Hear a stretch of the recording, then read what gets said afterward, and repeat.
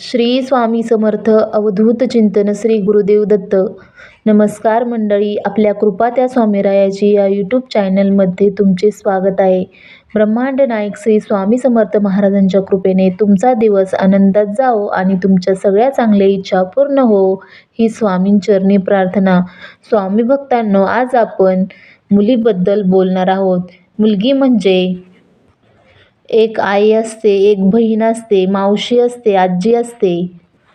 तसेच दुर्गेचं, अंबेचं रूप असते. लक्ष्मीचं रूप या मुलीला आपण मानतो.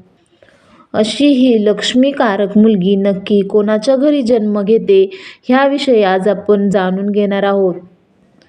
चला तर मग जास्त वेळ न घालवता व्हिडिओला सुरुवात करूया.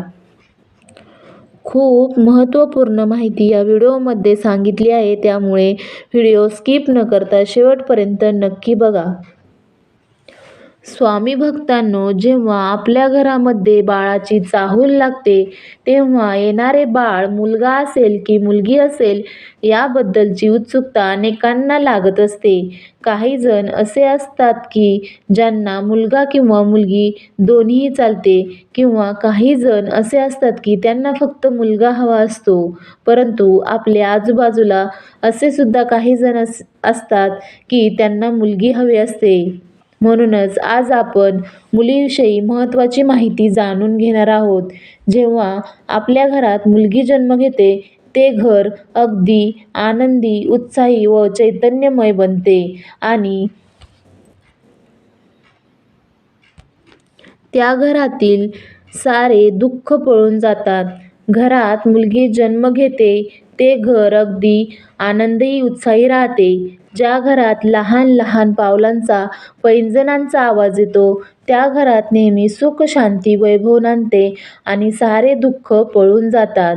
असे म्हटले जाते की मुलगी झाली की लक्ष्मी घरी येते.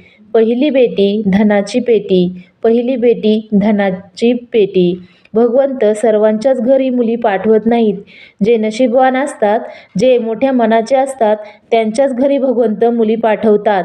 ज्यांच्या देण्याची दान करण्याची नीती असते, ज्यांच्या देण्याची दान करण्याची नीती असते, अशाच घरी मुली जन्म घेतात आणि त्याचमुळे त्यांना कन्यादानाचे भाग्य मिळते.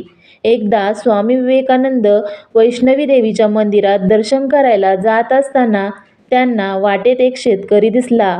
त्यांच्यासोबत 2 मुली दिसल्या. त्यातील जी लहान मुलगी होती ती खांद्यावर बसलेली होती, तर दुसऱ्या मुलीचा हात धरून ते डोंगर चढत होते. तर विवेकानंद त्या शेतकऱ्याला म्हणाले की बाबा, तुम्ही कोठे निघाले आहेत? तर त्या शेतकऱ्याने सांगितले की मी देवी आईच्या मंदिरात दर्शनासाठी जात आहे. आणि त्यावेळी स्वामी विवेकानंद त्यांना म्हणाले, तुम्हाला त्या मुलीचा भार झाला असेल तर असे करा की तिला माझ्या खांद्यावर द्या आणि वरती मंदिरात गेले की मी तिला तुमच्याकडे देतो. त्यावेळी शेतकऱ्याने खूप सुंदर उत्तर दिले. तो म्हणाला, मुलगी कधीही वडिलांच्या खांद्यावर भार होत नाही, उलट त्या वडिलांच्या खांद्यावर असते तेव्हा ती वडिलांचा भार हलका करीत असते.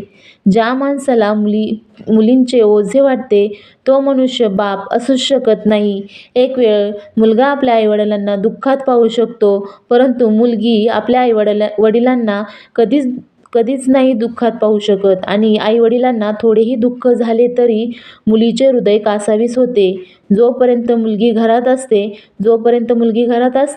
तोपर्यंत घरात बागडत असते. परंतु एकदा का ती लग्न होऊन सासरी गेली की आपण तिची वेळोवेळी आठवण करत राहतो. जोपर्यंत तिचा विवाह होत नाही तोपर्यंत वडिलांसोबत बसून ती जेवण करेल. वडील कामावरून दमून भागून आल्यावर ती त्यांना पाणी आणून देईल, त्यांची विचारपूस करेल, काही हवे नको ते पाहील आणि वडिलांच्या चेहऱ्यावर जरी चिंता दिसल्यास त्यांना कारण विचारेल. मुलगी म्हणजे वडिलांना आईसारखीच असते. ती त्यांच्या वडिलांची काळजी घेते, वेळप्रसंगी रागावते, काही तर वेळात लाडात येऊन बोलते. मुलीला लांब दिले असेल आणि तिला माहेरी येणे जमत नसेल तर ती आपल्या आईवडिलांच्या आठवणीने व्याकुळ होईल. अशी कोणतीच स्त्री नाही जिला आपल्या आईवडिलांची आठवण येत नाही. मुलीला सासरी जाताना वडील दरवाजा आड राहून रडतात, म्हणून जोपर्यंत मुलगी घरात आहे तोपर्यंत आनंद साजरा करा. म्हणून म्हणतात, फक्त देण्याची नीती असते अशा नशीबवान लोकांच्या घरीच मुली जन्माला येतात. तुम्हाला व्हिडिओ आवडला असेल तर लाईक आणि शेअर करा. तसेच अशीच माहिती नेहमी ऐकण्यासाठी चॅनलला सबस्क्राईब करा. आणि सगळ्यांनी एकदा म्हणा, श्री स्वामी समर्थ. जय जय स्वामी समर्थ.